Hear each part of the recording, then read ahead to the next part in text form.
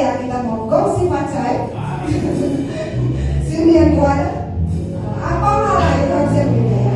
Tapi amplopnya ada yang memiliki isinya yang sudah menipis ya. Jadi bagi kita orang percaya, kita tetap percaya bahwa Tuhan Yesus senantiasa melimpahkan berkat atas kita. Amin.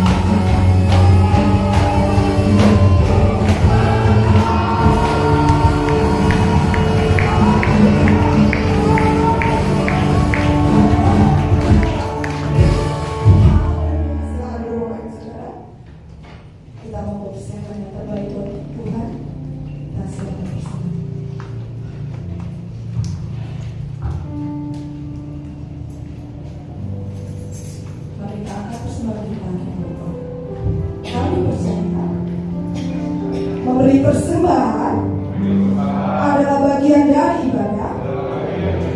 Dengan memberi persembahan, kami memuliakan Tuhan dengan harta kami. Kami mau memberi dengan sukacita dan hati yang bersyukur dalam nama Tuhan Yesus.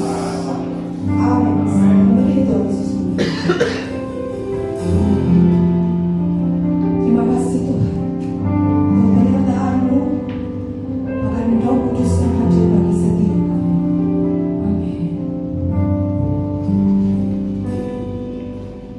Roh Kudus hadir di sini, pribadi yang merawat dan suci.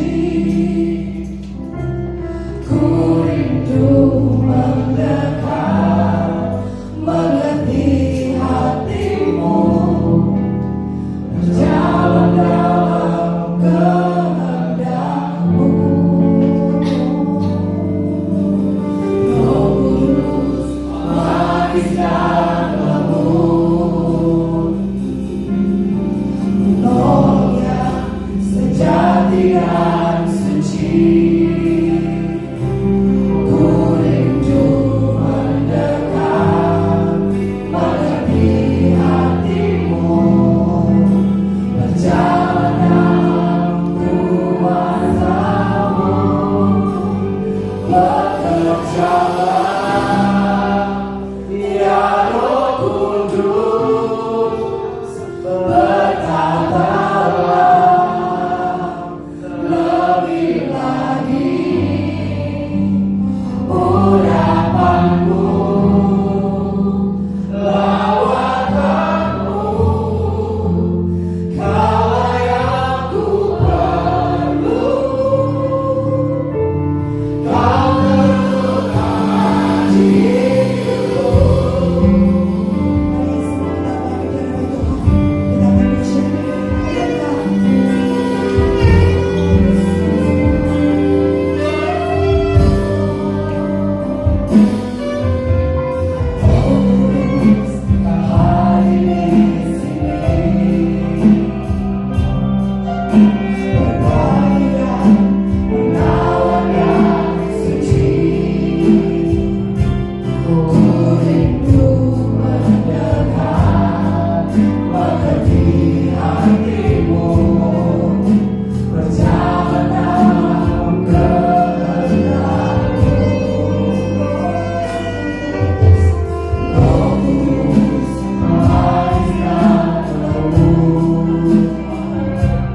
Kita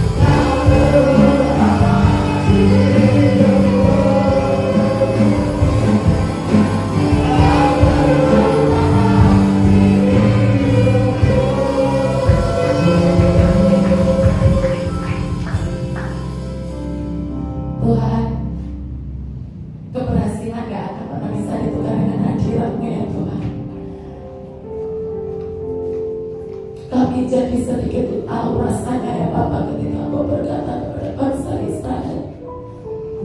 Dan ketika Musa bilang kalau Engkau gak beserta dengan kami Tuhan, apa artinya sampai di tanah perjanjian?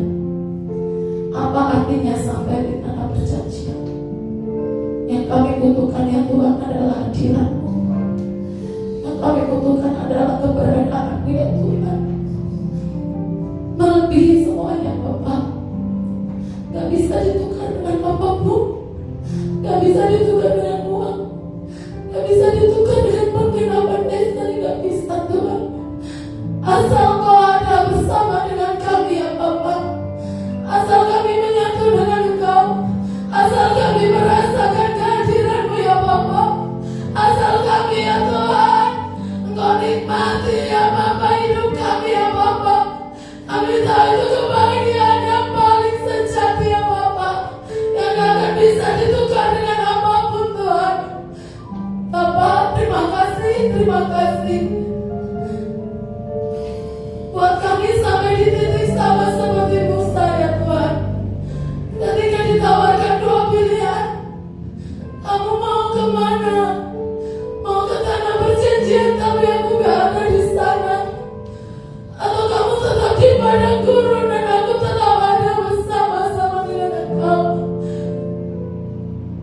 Dan asalkan Engkau ada bersama-sama dengan kami Tuhan, padang gurun menjadi kebun buah-buahan Bapak. Air mata menjadi mata air Tuhan.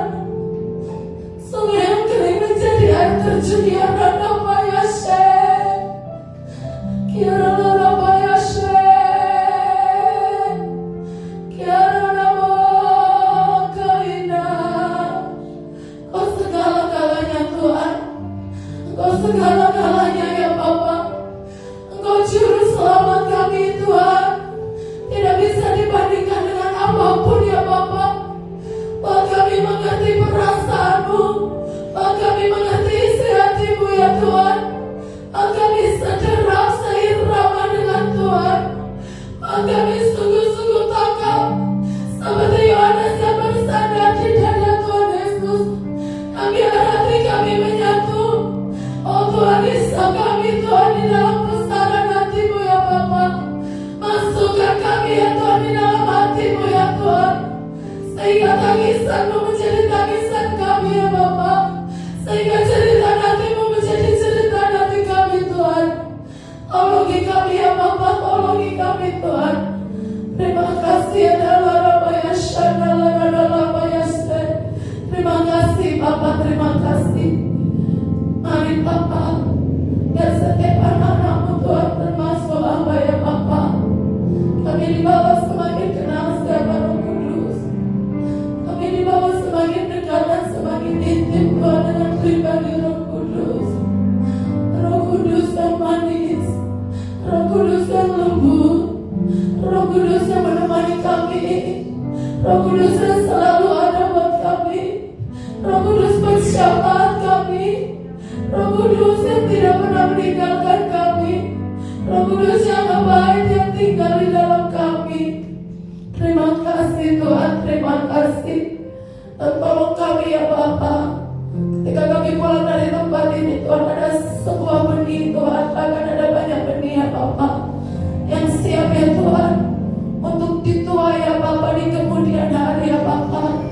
Biarlah ada tanah hati yang subur ya Tuhan, tanah hati yang subur ya Tuhan. Biarlah apa ya syakaralah apa ya syakaralah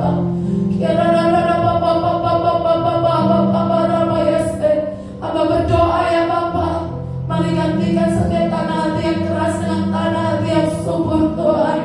Kami tidak tahu caranya ya Bapa, kami Kau yang sanggup merubah materi tanah hati kami ya Bapa. Jadi tanah hati yang siap ya Tuhan untuk dikeburi ya Tuhan.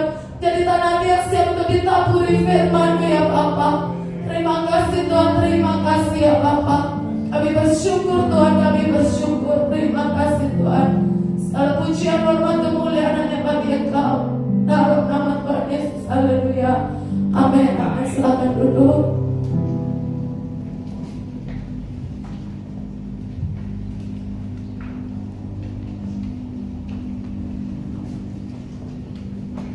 Shalom. Sebelumnya kita buka dulu satu kesempatan ayat Tuhan. Oh iya, apa? Kongsi. Gak ada lagi. Bisa.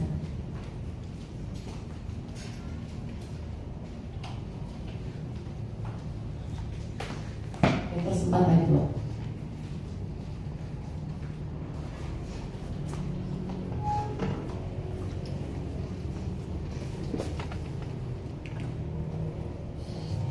Ya, kita baca bersama-sama ya. 1, 2, 3. Supaya waktu yang sisa jangan kamu pergunakan menurut keinginan manusia, tetapi menurut kehendak Allah. Amin ya. Jadi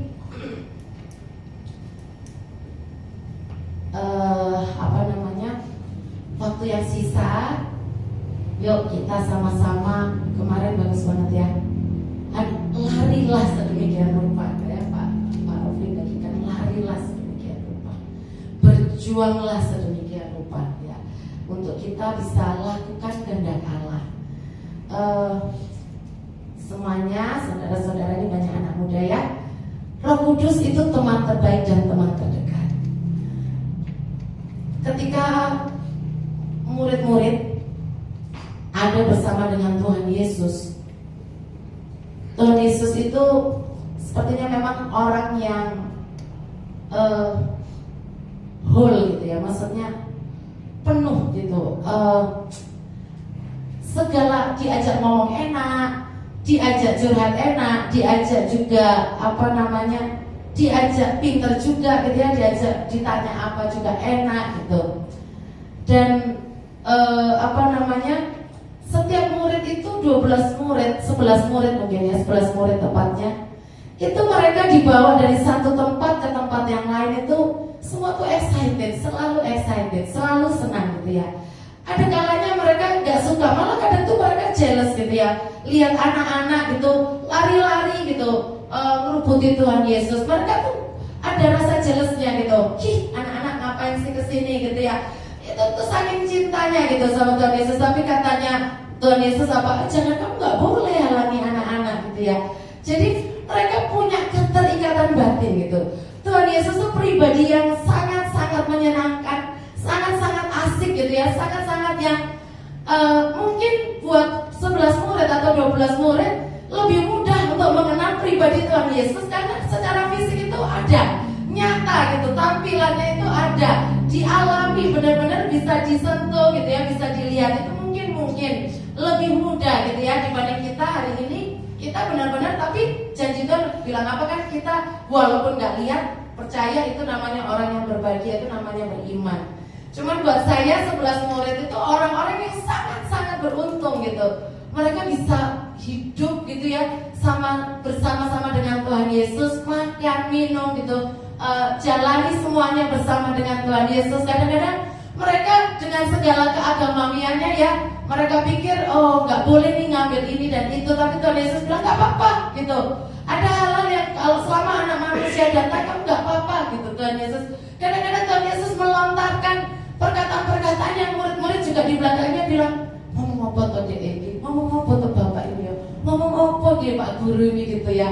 Terus Tuhan Yesus terus menegur mereka, tapi mereka tetap cinta gitu ya. Mereka tetap kayak gak bisa gitu. Waktu mereka harus terpisah dengan Tuhan Yesus, Tuhan Yesus bilang, aku ini harus diserahkan sama imam-imam dan kepala. Hati mereka hancur, hati mereka kehilangan teman terdekat.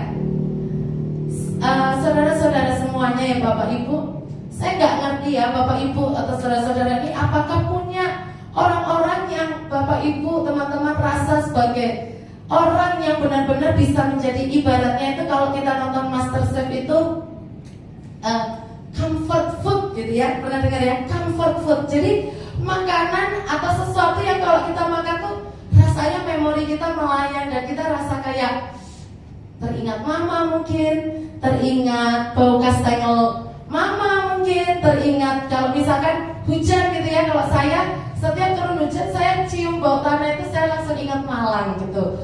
Rasanya itu comfort sekali, bau yang bikin saya nyaman gitu. Tapi Tuhan bilang apa? Bahwa Tuhan menyediakan yang jauh lebih nyaman, yang 1000 kali lebih nyaman dari hal-hal yang tadi gitu ya. Dari sekedar sup, dari sekedar kastengel oleh mama, dari sekedar curhatan dari sekedar teman, sahabat, besti dan sebagainya, dari sekedar bau rumput gitu ya, dari sekedar kota malam mungkin, atau nggak tahu saya saudara-saudara, adik-adik semua lahir di mana saya nggak ngerti, tapi Tuhan tuh bilang bahwa aku sediakan yang lebih, pribadiku itu lebih dari semuanya gitu. Dan pribadiku itu yang membuat kita semua akan bisa menuntaskan segala sesuatu sampai akhir, sehingga waktu yang sisa itu kita bisa pakai untuk melakukan kehendak Allah. Adik-adik semuanya, Bapak Ibu, buat saya melakukan kehendak Tuhan itu sulit. Gak tahu kalau buat ada yang bilang gampang nggak? Boleh angkat tangan? Susah ya, gitu ya, susah loh. Hal yang kecil aja tuh susah gitu. Bangun pagi konsisten berdoa aja tuh udah benar-benar perjuangan. Mungkin buat sebagian orang yang istilahnya bukan morning person gitu ya, bukan orang pagi gitu. Ada banyak hal itu yang memang rasanya tuh nggak gampang. Walaupun mungkin bukan nggak gampang yang disayat-sayat gitu, yang berdarah-darah, enggak. Tapi itu aja udah nggak gampang buat kita gitu ya. Ada orang yang leletnya minta ampun. Orang lelet disuruh rajin itu juga susah loh gitu ya. Padahal ini kan dibilang sekarang itu adalah masa percepatan, harus gak boleh nunda gitu ya. Itu gak gampang buat orang yang lelet kayak saya untuk gak menunda seperti itu. Tapi seperti nanti kita lihat ayatnya ya. Yuk kita baca. Mati. Oh enggak. Yohanes 14 ayat 26. Kita baca bersama-sama ya. 1, 2, 3. Tetapi penolong, penghibur, advokat, pensyafaat, penasehat, yang menguatkan, yang selalu ada, Roh Kudus yang akan dikirim oleh Bapa dalam namaku sebagai penggantiku dan bertindak atas namaku. Dia akan mengajarkan segala sesuatu kepada kamu, dan dia akan membantu kamu mengingat segala sesuatu yang telah aku katakan kepada kamu.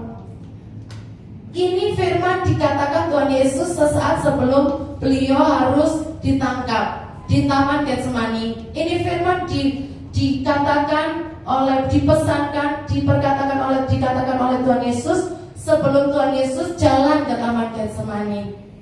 Dan Tuhan Yesus tuh kayak mau bilang, aku ngerti loh kamu tuh sedih. Aku bisa rasakan gitu ya. Kalau anak sekarang bilangnya I feel you gitu ya. Aku merasakan kehilanganmu.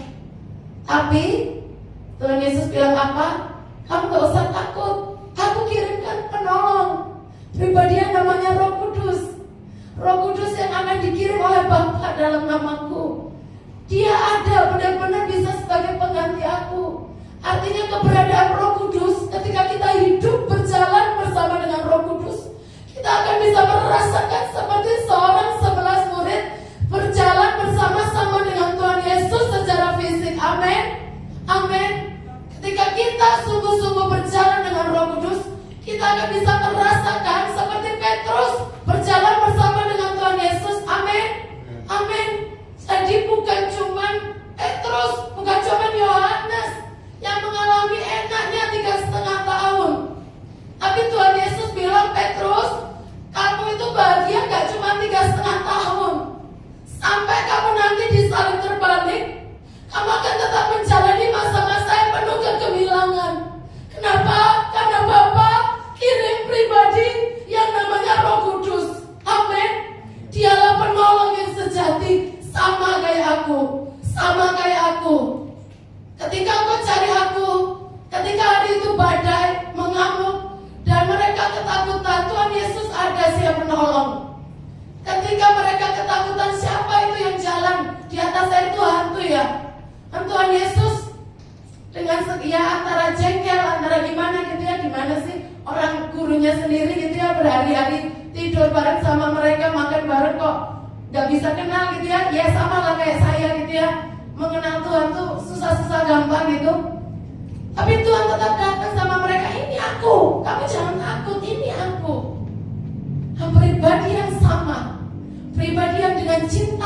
bersama, pribadi yang dengan kasih yang ajaib itu diberikan Bapa kepada kita. Pribadi itu adalah Holy Spirit, Roh Kudus. Amin. Dan yang tadi dibilang, dia adalah penghibur. Bapak Ibu, kalau jadi kayak Paulus itu ya di kapal karam, itu gak gampang. Di kapal karam itu benar-benar, mungkin kalau Paulus cuma mikirin dirinya sendiri ya sudah lah ya, gitu ya. Kalau dia pikirannya kayak saya, egois gitu ya, cuma mikirin diri saya sendiri, sudah lah ya. Mati pun aku masuk surga kok.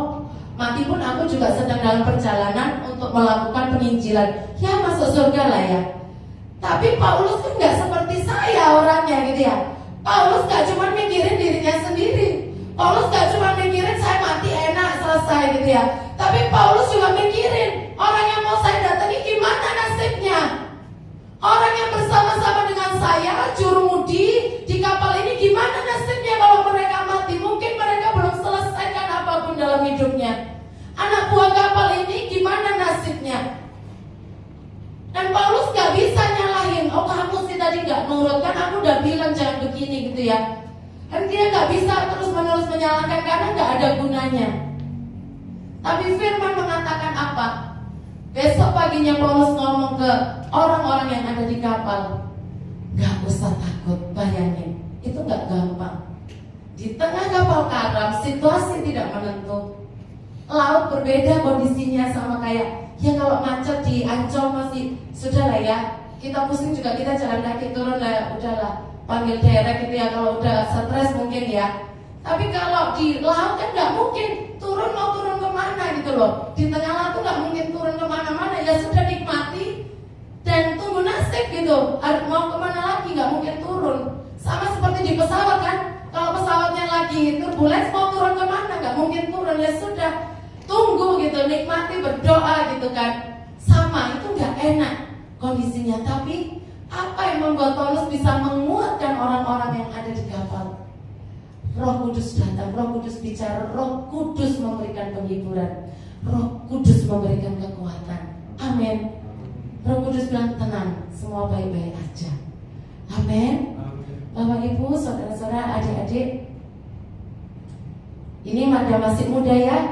Ada yang mungkin sudah usia-usia menjelang usia-usia mau ditanya terus kapan nikah gitu. Saya juga heran, kok yang nanya ya orang bosen gitu ya, nanya kapan nikah gitu ya. Kayak gak ada pertanyaan lain lagi gitu ya. Ada juga yang mungkin ditanya gitu ya, orang tua kadang tuh, ya itulah cintanya orang tua ya, sukanya nanya gini, kamu udah tahu belum nanti kuliah mau kemana? Nanti kita jawab kedokteran. Yakin kamu kedokteran? Biologimu kan gak bagus. Udahlah teknik aja. Ya sudah, teknik perkapalan. Kok teknik perkapalan? Teknik yang lain dong, jangan kapal. Pokoknya ngomong apa, dan itu mulai bikin kita jadi gak comfort gitu, gak tenang, bingung gitu ya. Belum lagi guru ngomong apa.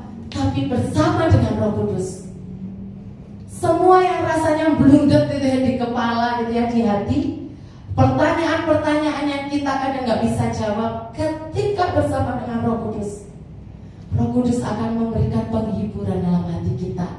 Roh Kudus akan kasih kekuatan buat kita. Roh Kudus akan memberikan nasihat sama kita.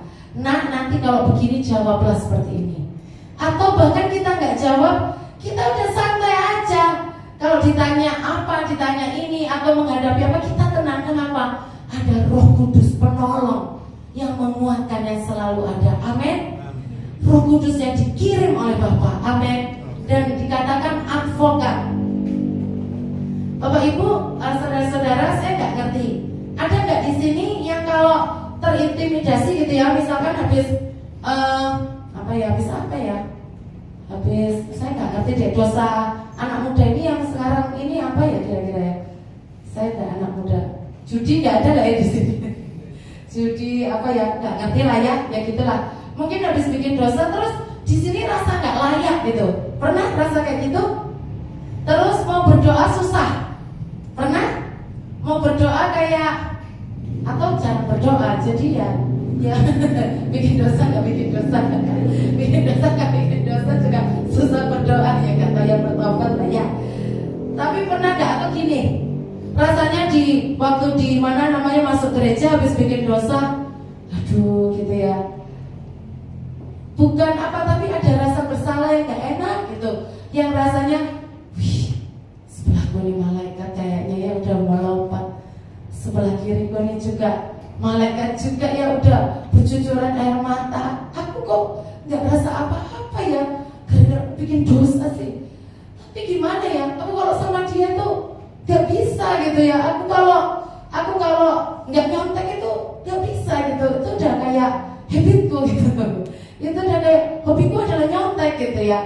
Dan saya nggak ngerti lah apa. Tapi ketika ada suara-suara yang mendakwa seperti itu, datang sama Roh Kudus. Datang sama Roh Kudus. Adik-adik kita mesti ngerti, yang dimau sama iblis itu adalah kita terpuruk, merasa bersalah, dan semakin jauh dari Tuhan.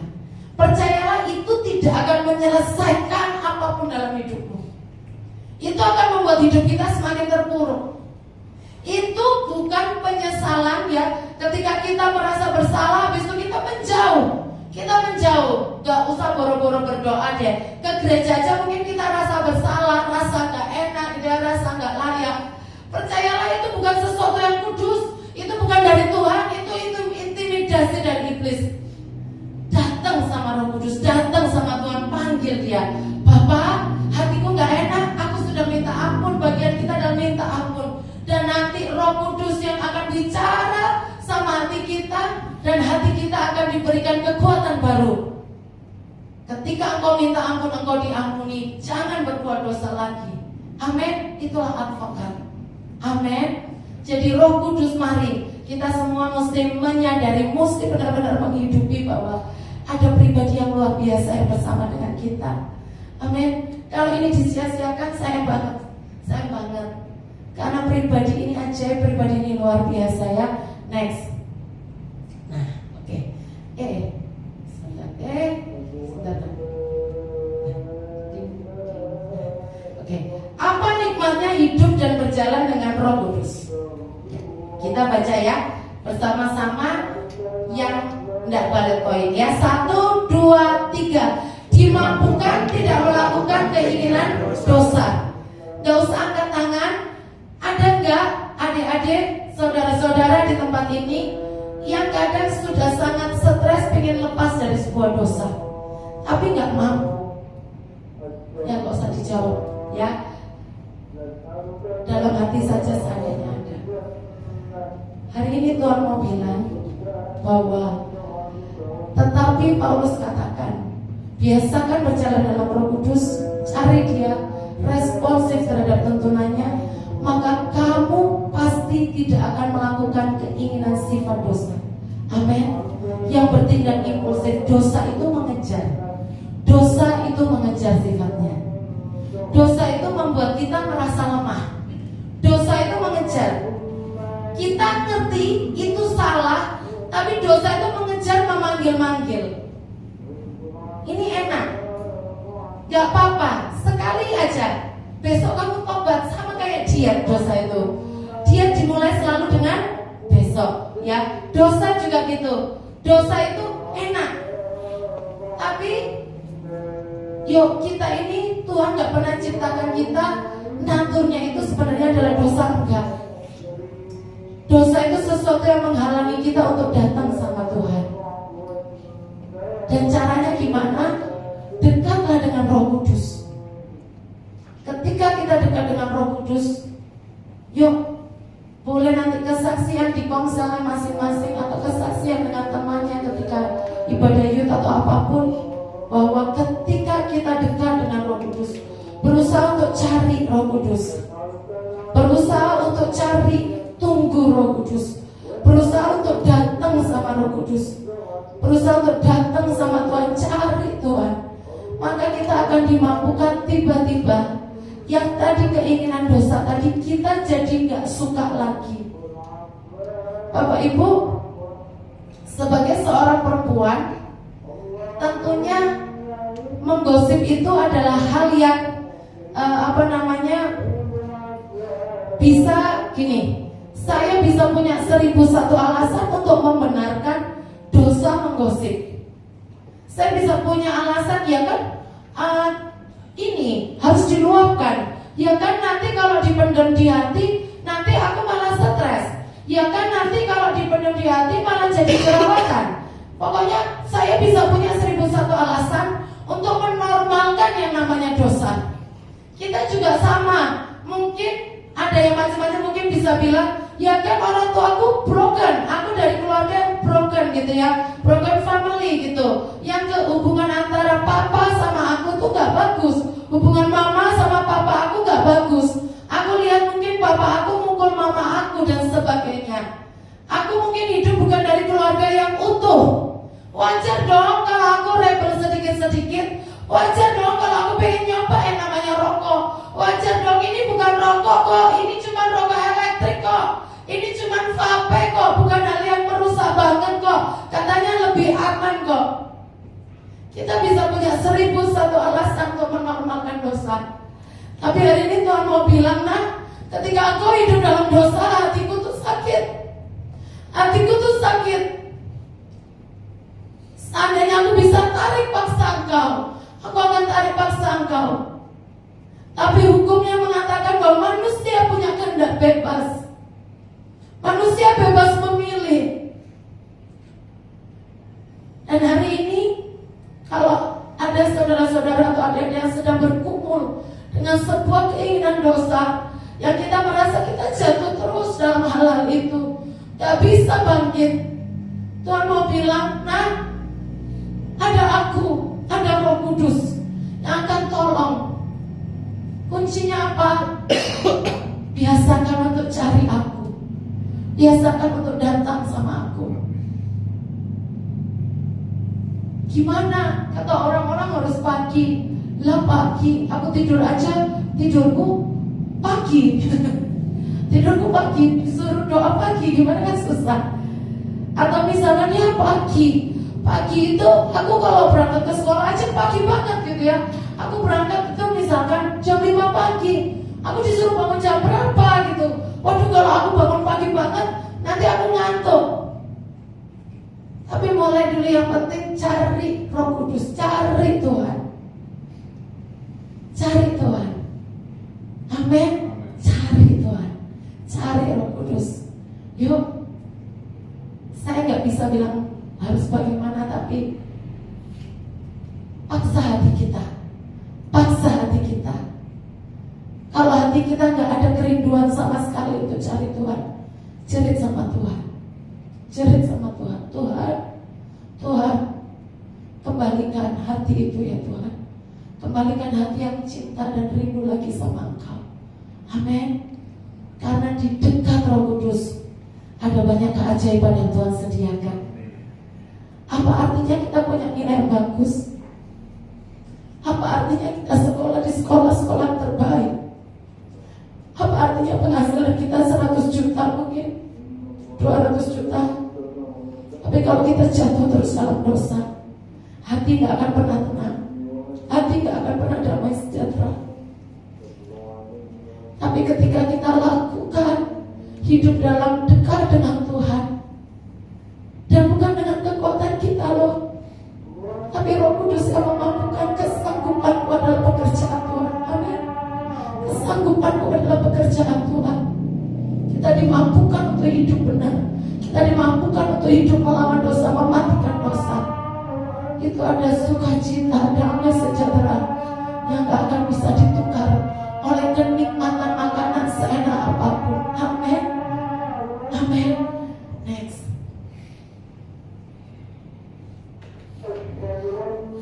Berbuah karakter Kristus. Ya. Ayatnya berkata, Galatia 5 ayat 22-23, kita baca bersama-sama ya. Tetapi buah roh, hasil dari kehadirannya di dalam kita adalah kasih, kepedulian tanpa pamrih terhadap orang lain, sukacita, damai sejahtera, inner peace, kesabaran, kebaikan, kemurahan, kesetiaan, kelemah lembutan, dan penguasaan diri. Jadi ketika kita ada bersama dengan Roh Kudus, itu ada yang namanya buah-buah roh dalam hidup kita. Karakter yang baik akan bilang, kok kamu sekarang jadi lebih gak emosional? Kok kamu sekarang jadi rajin nemenin mama ke pasar? Kok kamu sekarang jadi apa ya? Kok kamu sekarang jadi suka bersih-bersih kamar gitu ya? Kok kamu sekarang lebih banyak senyum gitu daripada sebelumnya? Kenapa? Karena ada Roh Kudus, kehadirannya di dalam kita. Kejar kehadirannya. Amin. Next. Ya. Pemberani dan tenang dalam segala kondisi ini saya lewatin ya. Nah, hidup yang penuh keajaiban ya. Kita baca ya 1, 2, 3. Hidup yang penuh keajaiban. Nah, ini saya kalau ngomong kayak gini mungkin sebagian akan rasa keajaiban apaan gitu ya. Kok bisa ajaib gitu. Yuk kita lihat ya ayatnya. Kita baca dari Yesaya 32 ayat 15 sampai 18. 1, 2, 3. Sampai Roh dicurahkan atas kita dari tempat yang tinggi, dan padang gurun menjadi ladang yang subur, dan ladang yang subur dinilai seperti hutan. Maaf, ini 32 ayat 15 saja. Jadi gini, ketika Roh Kudus, ketika Roh Tuhan dicurahkan atas kita dari tempat yang tinggi, maka ini janjinya. Kisah Rasul 1 ayat 8 yang bilang gini, maka ketika Roh itu dicurahkan, diturunkan atas kita, ada janji Tuhan, kita akan dijadikan saksi. Tapi ada juga janji yang disebut di Yesaya 32 ayat 15 bahwa padang gurun menjadi ladang yang subur. Pernah lihat padang gurun bisa jadi ladang yang subur? Susah ya, gak mungkin. Padang gurun tuh paling tanamannya apa sih? Kurma. Paling tanamannya kaktus gitu ya, berduri gitu. Emang berguna tapi gak banyak. Tapi padang gurun bisa menjadi ladang yang subur, itu pasti sebuah keajaiban. Dan itu yang akan Tuhan pakai di hidup kita. Kita ini seperti pasir yang Tuhan bisa rubah jadi seperti mutiara. Amin. Kita ini seperti padang gurun yang kering, yang mungkin banyak durinya, yang mungkin berdebu, yang ditinggalkan orang, yang dilupakan orang. Tapi ketika Roh Tuhan dari tempat yang tinggi dicurahkan atas hidup kita, padang gurun itu bisa jadi ladang yang subur. Amin. Bisa jadi kebun buah-buahan. Amin. Dan itu janji Tuhan buat kita semua, asalkan kita respon sama pekerjaan Roh Kudus. Amin. Pasti Tuhan bisa lakukan yang ajaib dalam hidup kita, sampai terlihat oleh orang lain tanpa perlu kita cerita. Sampai kita tuh gak perlu gembar-gembor, kita ini begini, kita sudah jadi ladang yang subur, gak perlu. Orang lain bisa melihat, itu terlihat nampak, terlihat dengan nyata. Orang lain bahkan ingin mengenal siapa yang membuat kita jadi seperti ladang yang subur. Loh, dulu itu kan dia cuma padang gurun. Loh, dia itu dulu kan penuh kepahitan. Loh, dia itu dulu kan penuh luka. Loh, dulu dia itu siapa? Tapi hari ini kok bisa dia menjadi seperti kok buahnya terus menerus ada, sampai dinilai seperti hutan. Hutan itu bicara tentang sesuatu yang bernilai. Hutan itu tempatnya pohon-pohon yang gede-gede, yang buat bait Allah, yang buat istana raja. Dan itu Tuhan bisa pakai dari hidup kita. Dari hidup kita bisa mengalirkan sesuatu yang bisa dipakai untuk hal-hal yang mulia. Amin. Kita lihat ya dari hidupnya satu orang yang namanya Daud. Ketika dia diurapi dengan Roh Kudus, dia dimampukan mengerjakan panggilan Tuhan dalam hidupnya. Dari hal-hal yang keseharian, kesetiaannya. Bapak Ibu, saya mau cerita sedikit. Kemarin hari Jumat, jadi saya membiasakan diri untuk setiap hari minta pengurapan Tuhan dalam pekerjaan, dalam apapun, gitu ya. Nah, karena hari Jumat itu saya tuh kayak buru-buru gitu loh. Kemarin Jumat apa ya? Kayak saya kena macet gitu kalau nggak salah ya, kata saya. Nah, terus saya tuh mikir gini, ini ya otak manusia ya. Ini saya bukan mau bilang bahwa ini jadi sebuah berarti kalau nggak berkata seperti itu jadi kayak ritual gitu. Bukan. Ini sesuatu yang Tuhan taruh ya, Tuhan ajarkan dari itu. Sore itu Tuhan ajarkan sama saya. Jadi karena saya buru-buru, karena saya telat gitu kan. Terus pikiran saya gini loh, dengan entengnya ya, ini pikirannya Saridon ini mikir gini. Kali ini nggak perlulah minta doa pengurapan, nggak ada meeting penting. Nggak ada meeting. Luar biasa ya, kurang ajar ya ini memang ya. Nggak ada meeting penting. Udah cepet gitu ya, langsung buka laptop kerja tat gitu. Udah, tahu nggak? Hari pas itu ya, saya benar-benar loh, saya bolak-balik ngapain ke kamar mandi. Kenapa? Ngantuk. Terus kayak ngeblank. Padahal perasaan ini kerjaan gampang gitu ya, kayak tiba-tiba ngeblank gitu. Kayak malas mau ngetik gitu, malas gitu ya, kayak gak tau deh, Bapak Ibu pernah ya, saudara pernah ngerasain gitu gak ya? Kayak itu gampang, tapi gak tahu mulainya dari mana gitu, kayak ngamuk gitu loh. Kayak, ya saya bukan pintar tapi itu bodohnya kebangetan gitu. Kayak aduh ya ampun, kayak aduh bener deh, saya merasa gak produktif banget gitu. Terus siang-siang gitu kan, dan saya sangat pingin kapan sih ini Jumatan gitu, ini kan hari Jumat ya, kapan sih ini Jumatan biar saya tidur gitu ya. Rasanya kayak pokoknya saya gak berarti lah itu ya, kayak hampa butiran debu dah. Habis itu siang-siang lah kok malah Tuhan tuh ingetin nah kamu itu nggak doa, kamu nggak minta pengurapan. Oh iya ya, bisa ya, oke. Saya doa ya udah, doa biasa, Tuhan urapi aku dalam pekerjaannya, biasalah doa gitu ya. Terus ya ampun Bapak Ibu, tiba-tiba dalam sekejap loh, saya tuh tiba-tiba jadi pintar gitu ya. Tiba-tiba kayak cerang gitu, saya langsung kirim email ke bos saya, Pak tolong ini di review itu bisa cepet gitu ya. Terus saya tuh nanya, Tuhan Engkau mau ngajar aku apa gitu ya, kok aku bisa kok ngalami ini gitu. Terus Tuhan tuh bilang gini, ya ini yang saya tangkap ya di hati. Tuhan tuh bilang, nah betapa pengurapanku itu sangat berharga, betapa pengurapanku itu bisa memampukan kamu mengerjakan banyak hal. Amin. Jadi ini bukan soal gara-gara lupa nih jadi enggak, bukan. Tapi saya belajar ya, dan dari Yesaya ini saya belajar bahwa yuk kita menghargai. Roh Kudus itu rindu mengurapi kita, memperlengkapi kita.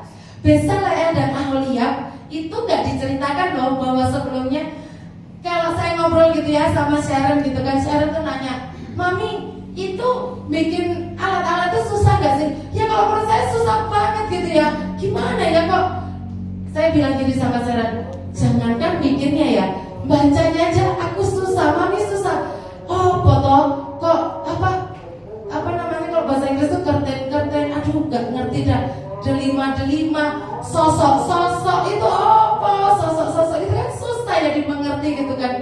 Lah kita yang baca aja susah gitu ya, apalagi yang membuat gitu.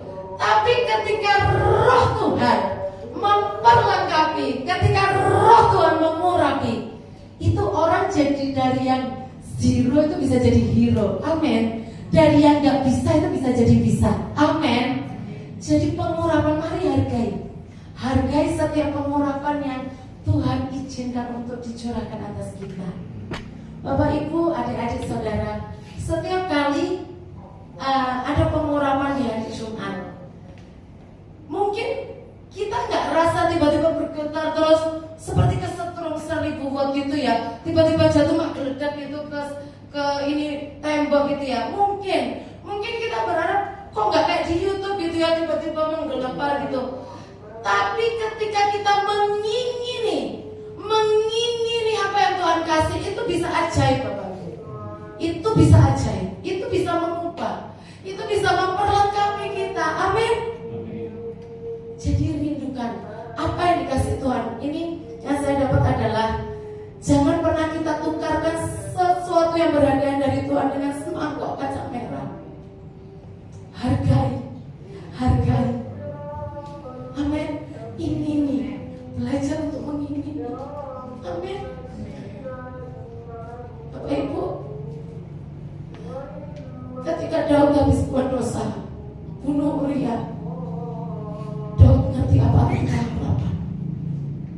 Kita bukan kejar pengurapan, enggak, bukan.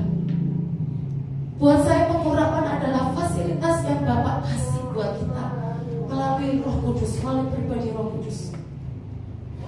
Itu sebagai sebuah fasilitas yang saya harus hargai. Ketika kantor kasih saya mobil gitu ya untuk dipakai, saya kan juga nggak bisa misalkan ya udahlah nggak usah dipakai gitu, ya udahlah taruh aja. Saya memilih untuk naik kereta api misalkan, kurang kerjaan kali naik kereta api ke Alam Sutra gitu ya. Turun berapa kali saya kalau harus naik kereta api misalkan ke Alam Sutra, atau harus naik busway gitu. Sementara kantor memberikan satu fasilitas yang buat saya berharga gitu. Sama yang Bapak kasih pengurapan Roh Kudus itu jauh lebih berharga dari seonggok mobil, jauh lebih berharga dari seonggok rumah dan seterusnya, jauh lebih berharga dari uang yang berapapun. Mari ingini, mari ingini. Itu adalah karya cintanya Tuhan dalam hidup kita. Itu adalah kayak mengingatkan kita bahwa, nah, aku mau engkau berhasil, aku mau engkau genapi destiny, aku mau engkau sampai ke puncak destiny, aku mau engkau melakukan kehendakku. Sisa waktu yang ada, aku mau engkau melakukan kehendakku. Dan ini loh, aku melengkapi kamu. Amin. Pengurapan Roh Kudus memampukan Daud mengerjakan destiny-nya. Bagaimana mungkin seseorang bisa lawan singa, gunung dan sebagainya? Pasti ada satu kekuatan yang supranatural. Pengurapan bukan cuma bilang dibutuhkan ketika kita jadi WL atau jadi pemain musik. Dimanapun, ketika mungkin misalkan di ulang tahun teman kita Sweet 17 misalkan, kita diminta untuk iringi pakai gitar, iringi pakai keyboard. Tapi ketika dalam pengurapan Tuhan, apa yang kita dentangkan, apa yang kita mainkan, mungkin itu lagu misalkan lagu yang semua karena cinta, itu mungkin lagu dunia gitu ya, lagunya nggak terlalu rohani amat. Tapi ketika ada pengurapan Tuhan, itu akan menyentuh dan orang bisa ketemu sama Tuhan. Amin. Pengurapan Roh Kudus itu menolong kita melewati banyak hal, menyampaikan pesan Tuhan dengan kuat dan menyentuh. Bapak Ibu, ini seorang gembala, ini seorang gembala yang diabaikan oleh orang tuanya. Dan ketika Nabi itu datang dan tanya, Isai, kan anakmu, orang ini dilupakan. Sampai sambalnya nanya, cuman ini anakmu, gak ada lagi, karena tuanya ngomong, masih ada, masih ada. Dan Bapak itu gak peduli, Isai gak peduli sama dia. Tapi ini orang yang belajar untuk terus ada di dalam pengurapan Roh Kudus, untuk terus ada di dalam dekat dengan Bapa. Maka apa yang dia lantunkan, apa yang dia tulis dalam mazmur-mazmurnya, itu sungguh-sungguh menjadi pesan yang kuat dan menyentuh dan menguatkan hati kita sampai hari ini. Betul? Kita tahu Mazmur 23 banyak sekali karangan-karangannya Daud, tulisan-tulisannya Daud yang diinspirasi dalam pengurapan Roh Kudus, dalam keintimannya dengan Tuhan. Dan ketika orang dalam pengurapan Roh Kudus, dia akan bisa membawa suara kenabian. Tuhan akan membawakan pesan-pesan khusus ketika dia mendoakan seseorang, ketika dia berbicara dengan seseorang. Dan yang paling penting buat saya adalah pengurapan Roh Kudus membuat Daud tahu apa arti pertobatan dan penyembahan sejati. Bapak Ibu, saudara, ketika Nabi Nathan datang sama dia, saya nggak ngerti Nabi Nathan expect apa ketika harus tegur Daud. Apakah Daudnya malah marah, bilang, ya itu suka-sukaku dong, aku kan atasannya Uria, kalau dia aku taruh dimanapun dia suka-sukaku, itu otoritas saya. Nabi Nathan mungkin nggak tahu, nggak expect ini akan jawab apa. Tapi mata kepalanya Nabi Nathan melihat bagaimana Daud sungguh-sungguh menyesal, sungguh-sungguh menyesal, sungguh-sungguh bertobat, sungguh-sungguh menangisi kebodohannya. Bagaimana mungkin kita bisa ada dalam kondisi kita ngerti apa arti dosa, apa arti mendukakan Tuhan. Penyembahan kadang-kadang bukan cuma penyembahan, menaikkan nyanyian-nyanyian. Tapi penyembahan juga bicara tentang devosi kita sama Tuhan, bicara tentang pengabdian kita sama Tuhan, bicara tentang bagaimana ketika kita, apapun yang kita alami, hati kita tetap berkata ya, seperti Daud. Ketika Tuhan tegur kita, kita bisa berkata, ya Tuhan, aku salah, aku mau bertobat, aku salah, aku bodoh, aku mendukakan hati Tuhan. Siapa yang memampukan mengurapan Roh Kudus, ada di dalam cengkeraman Roh Kudus, memampukan dia mengerti apa arti pertobatan. Amin. Dan selanjutnya kita bisa lihat bahwa hidupnya from zero to hero, Tuhan bisa rubah padang gurun jadi sesuatu yang ajaib, dan yang subur. Hari ini apapun kondisi kita, gak menjamin, bukan berarti, bukan gak menjamin. Jangan berpikir bahwa saya nanti paling kalau udah lulus kuliah ya paling gini-gini aja. Ya paling saya begini, kerjanya seperti ini gitu ya, hidup saya biasa. No, enggak loh. Tuhan Yesus bisa buat yang ajaib dalam hidup kita. Amin. Ketika roh yang dari tempat tinggi itu dicurahkan atas kita, sesuatu yang ajaib pasti terjadi. Amin. Dan selanjutnya, nah, yuk kita baca ya, 1, 2, 3. Hidup penuh keberhasilan, kemenangan, kegemilangan. Kita baca yang berikutnya, 1, 2, 3. Tidak ada orang yang tidak mengalami masalah, tapi tidak semua yang mengalami masalah bisa berhasil, menang, dan gemilang di mata Tuhan. Jadi semua orang pasti mengalami masalah. Tuhan Yesus aja mengalami masalah. Benar? Tuhan Yesus itu waktu dia harus kasih makan 5.000 orang laki-laki dan anak istri gitu ya, itu gak langsung ada, gak langsung udah dibungkus rapi, enggak. Cuma nemu 5 roti 2 ikan aja. Tuhan Yesus pastinya berharap, mungkin harusnya ketika Tuhan Yesus mulai bicara tentang nubuatan Yesaya, Tuhan Yesus mulai sembuhkan orang-orang gitu ya, pastinya dia mungkin berharap yang dihadapi adalah orang-orang seperti orang-orang yang waktu Tuhan Yesus 8 hari dibawa ke bait Allah itu, orang yang ngerti ini tuh Mesias. Tapi kan enggak, ahli Taurat, orang Farisi malah jengkel, malah iri. Tuhan Yesus juga ngalami masalah. Bahkan mamanya Tuhan Yesus bilang, ibu kamu gak ngerti. Dia bilang sama saudara, kamu gak ngerti. Tuhan Yesus juga ngalami masalah. Di dunia ini gak ada orang yang gak ngalami masalah. Tapi gak semua orang bisa menang dari masalah. Dan menang itu bukan soal sekali lagi bahwa ada solusi dan kita bisa bebas. Tapi menang itu adalah apakah kita menang di mata Tuhan. Bisa kok kita menang seperti lolos. Loh, kalau saya nyontek, saya dapat bagus, menang. Kata guru saya, selamat ya, kamu ranking 4. Selamat ya, kamu ranking 5, bagus. Tapi di mata Tuhan apakah itu gemilang? No, enggak gemilang. Kita bisa kok nanti kalau misalkan kita kerja, kita mungkin lakukan sedikit-sedikit yang enggak benar, dan mungkin mama papa kita enggak ngerti.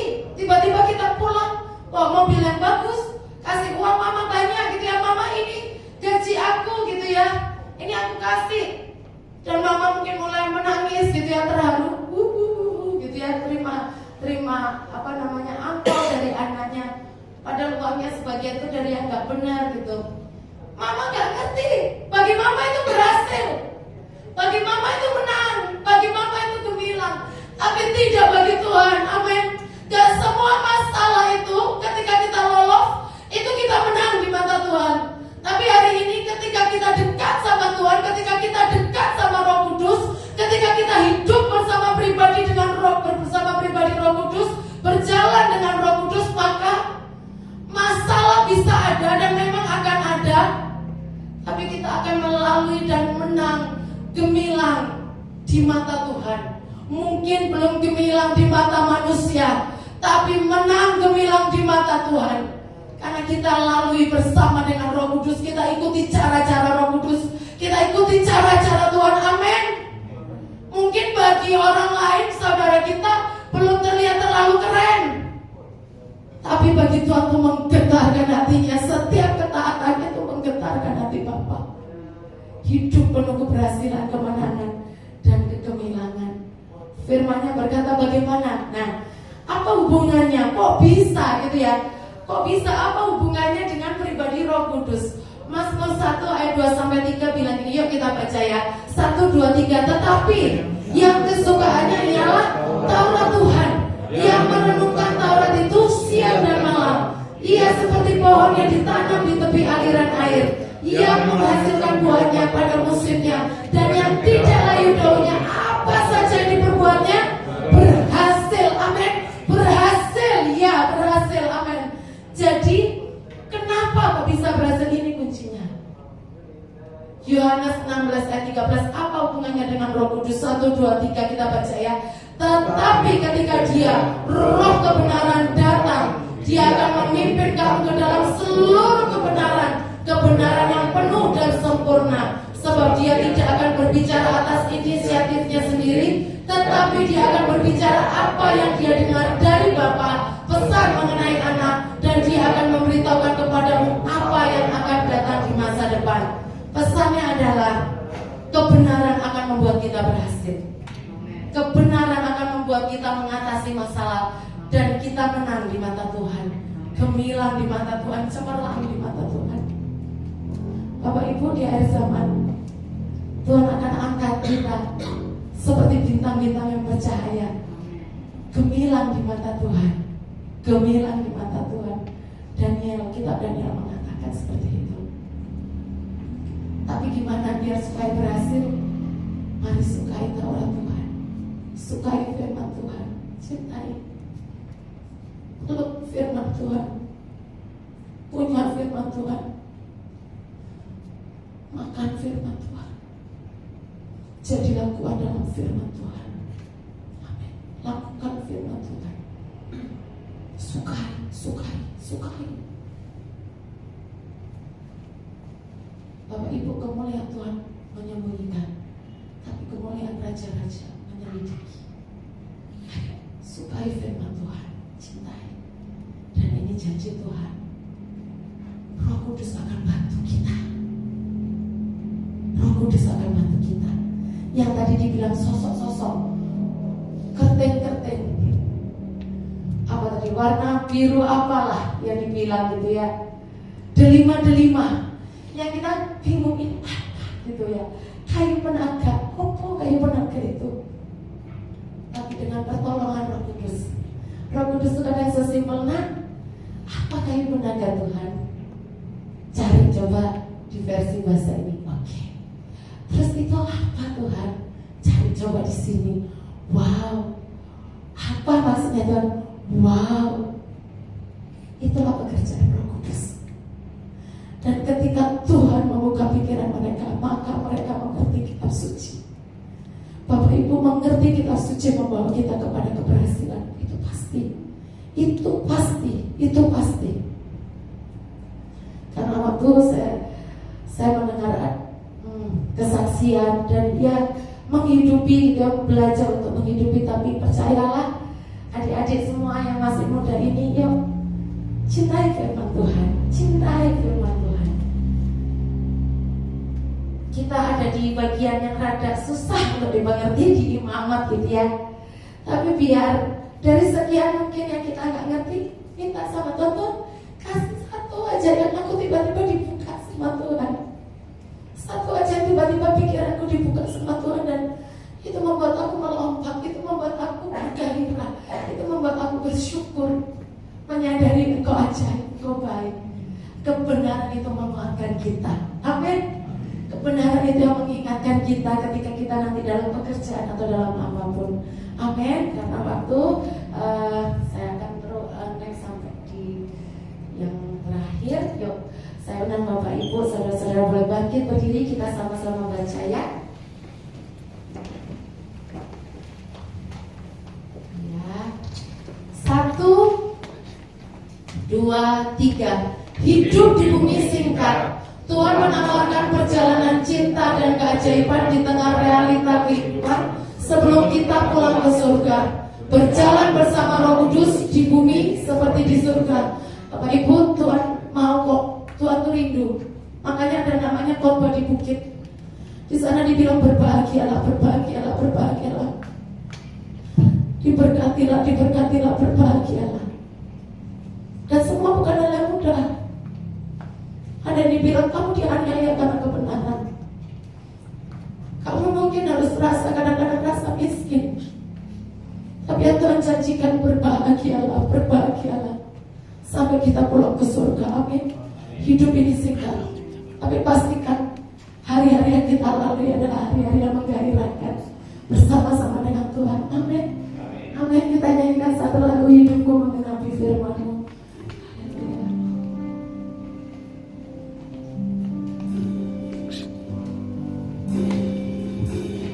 Hidup